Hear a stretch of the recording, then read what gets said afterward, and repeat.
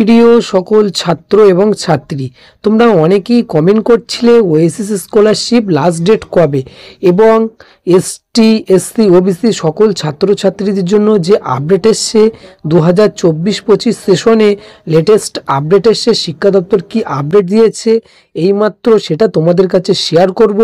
এবং তোমরা অনেক স্টুডেন্ট এখনো পর্যন্ত পিছনের যে তোমাদের 2023-24 সেশনে আবেদন করেছিলে টাকা পাওনি, সো সমস্ত কিছু স্টেপ বাই স্টেপ তোমাদের কাছে শেয়ার করব। এবং এই চ্যানেলে নতুন হয়ে থাকলে দয়া করে সাবস্ক্রাইব করবেন এবং স্কিপ না করে পুরো ভিডিওটি দেখার অনুরোধ রইল। আর বেশি কথা না বাড়িয়ে চলো মূল বিষয়ে আলোচনা করা যাক।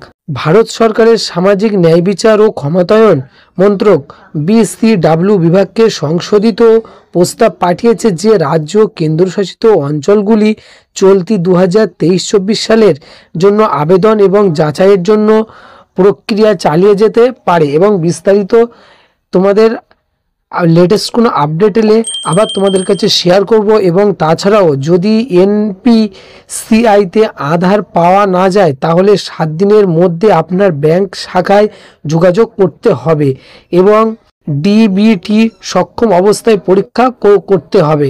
এবং পশ্চিমবঙ্গের বাইরে প্রতিষ্ঠানগুলিকে সংশ্লিষ্ট জেলার PO CUM DWO অফিসে কোর্সের বিবরণ পাঠাতে অনুরোধ করা হচ্ছে। এবং নির্দেশ অনুসারে শিক্ষার্থীদের শুধুমাত্র রাজ্যের পোর্টালে প্রাক ম্যাট্রিক এবং পোস্ট ম্যাট্রিক এবং আবেদন করার জন্য অনুরোধ করা হচ্ছে বিস্তারিত।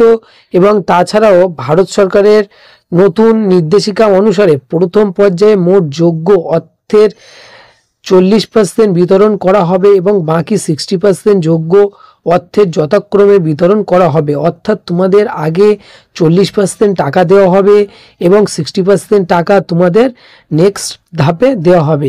এবং তোমরা যে সকল ক্যান্ডিডেট কমেন্ট করছিলে যে দাদা ওএসএস স্কলারশিপের লাস্ট ডেটটা কবে, সো এখনো পর্যন্ত শিক্ষা দপ্তর লাস্ট ডেটের কোনো রকম বিজ্ঞপ্তি প্রকাশিত করেনি যে তোমাদের লাস্ট ডেট এই ডেটের মধ্যে। তবে তোমাদেরকে বলবো এখনো পর্যন্ত তোমাদের অনলাইনে অ্যাপ্লাই চলছে। যতটুকু আমাদের কাছে আপডেট এসছে সেটা তোমাদের হচ্ছে মার্চ মাসটা পুরো তোমাদের আপডেট, অর্থাৎ তোমরা অ্যাপ্লাই করতে পারবে। এবং তোমরা যে ক্যাটাগরি হয়ে থাকো না কেন, তোমরা যদি এখনো পর্যন্ত ওএসএস স্কলারশিপে আবেদন না করে থাকো তো অতি অবশ্যই তোমরা আবেদন করো। এবং শিক্ষা দপ্তর সর্বশেষ যে আপডেট দিয়েছে সেটা তোমাদের কাছে শেয়ার করলাম। কাজেই একটু কাজের মনে হলে দয়া করে লাইক এবং কমেন্ট করতে ভুলবেন না।